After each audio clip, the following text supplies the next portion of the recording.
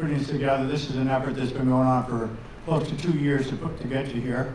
And we're very excited about what's about to happen. I think it's going to be something that's totally historical for a band that's been around for many years, and the Sgt. Pepper release itself. John Lennon said nobody could do this live, or it was going to be musically impossible, and it's come out to be something phenomenal. At this moment, though, I'd like to introduce to everyone the main people. Without this, we couldn't do this. Cheap Trick, ladies and gentlemen.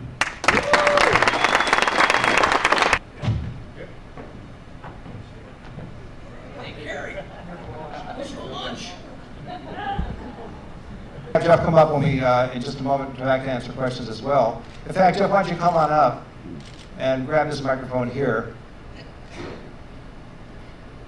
Who would like to start out with just kind of a description of what this show entails? Rick? Yeah, I'd like to hear the answer. Okay, Robin? I'd like to defer to Geoff. Okay. It's going to be a great show. You know, the music to start, the music that we get to fool around with, and the history of that music, and the history of everybody in the world basically knowing music, and knowing that I actually had to rehearse. It was the first time I had actually practiced and rehearsed since 1967, because I started writing songs around then, and the fact that it was kind of placed in our hands through Geoff Emerick and through actually the Hollywood Bowl people made us do an audition, and we didn't fail, and we ended up doing our first 2 shows for 38,000 people.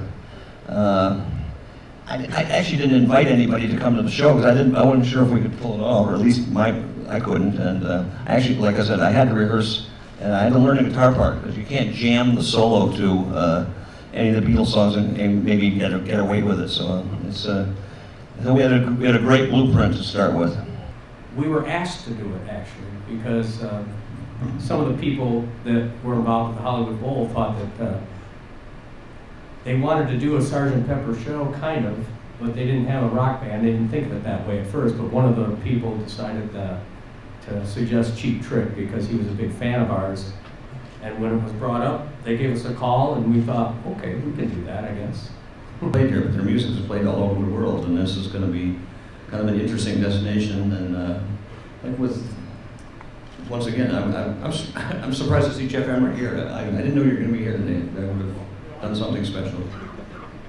What format will this show take? Can you tell us a little bit about what audiences will see? A couple of the guests, and they'll probably perform songs with the orchestra. Be a very supposedly, and bands never really tried to perform it live till we did it at the Hollywood Bowl. The singers could never sing the songs. There's 2 lead singers on the album. There's a lot of orchestration. You need 40 people to do the album. The dicing and slicing of the tapes back then too. Stereo situation as well as them on.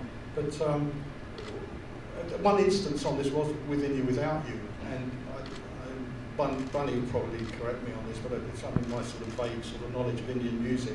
They're sort of based on 16 beats to the bar, and there was one part of Within You, Without You in the middle section where it slows down and goes back into the song, and the gap was a little too long, though it was the 16 beats, and we cut 2 beats out, and forever since it's been an insult to the Indian musicians, and we did not realise that, and they've never figured out how they always got stuck at that particular point where there was the 2 beats missing.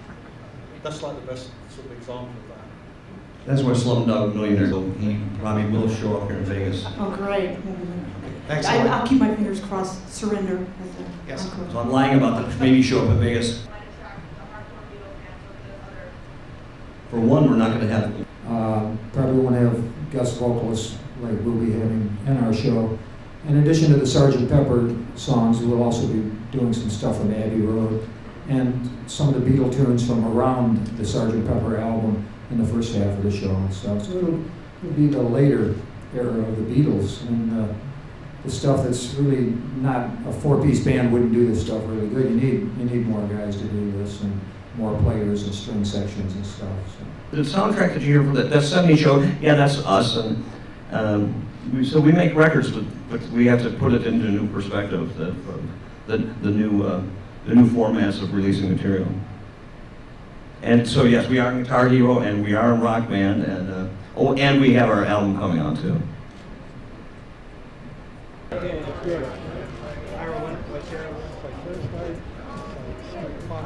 How's that? Geoff, that was a nice friend.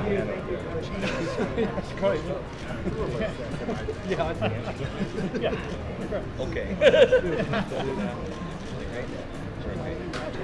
Okay, how'd you guys put the idea together of Sgt. Pepper and Cheap Trick? Well, the Beatles came up with the idea, and we, since they weren't going to do some Cheap Trick, we thought we'd do some of their stuff, and it turned out well, very nice. Putting it together, and you can overdub my voice with the right answer. It's a Cheap Trick impression of the material, not a cover situation, right? That's right. It's Cheap Trick doing the songs, but we're not Beatlemania. Sometimes I wish we could be. We're not quite that good to be Beatlemania. How about the fact that this is being done live, which the speculation was it could never be done live. So now that you are doing it live, you guys are probably the only guys who can do it live. Am I correct? I don't know about that. It probably was an offhand comment about doing it live. We don't know. You know, if you have enough people playing, it works. You have sound effects and sitars and kazoos and combs with paper and all sorts of crazy stuff. Glockenspiels, and I don't know what's all in there. Nuts. It's difficult to do live, so I think maybe they are right. It couldn't be done live, and so we're not really doing it. Yes, we are. Yeah. We're doing it Yeah, live. We're doing it live. Yeah, it's not taped or anything. No, I mean, we do it it's straight out live. live. Okay. Everybody's playing. Well, we're an actual band with a band sound and a band identity, which the Beatles were too, and no band per se has done Sgt. Pepper's as a project like this. I think we're probably the first ones to be doing it in this sort of format, so it's going to be very interesting. It's gonna be good. What's the biggest challenge? Mr. Kite, benefit of Mr. Kite is one heck of a challenge. They're all tough. It's trying to hit the right note at the right time in the right song. For me, Bunny, he does rhythm and time. He doesn't have to worry too much about the tone. Where I have to worry about the tone is it. Now, Tommy, you take that answer. I have a hell of a time playing left-handed. That was the hardest thing for me. Got that right. So I You gave don't up play on it. left-handed? No, I don't play left-handed. Their guy did. I can't remember his name. The Sgt. Pepper album features a lot of lead bass because the bass was the last instrument put down on the record. So probably Tom's part is probably the most difficult part on the album to play is the bass. And of course Robin is singing John's songs and Paul's songs. So Robin's doing the work of two singers on Sgt. Pepper's. And He said 3. And George. Robin said 3. I didn't know you were doing the George Ringo. song too. Well, I will be on this. Ringo.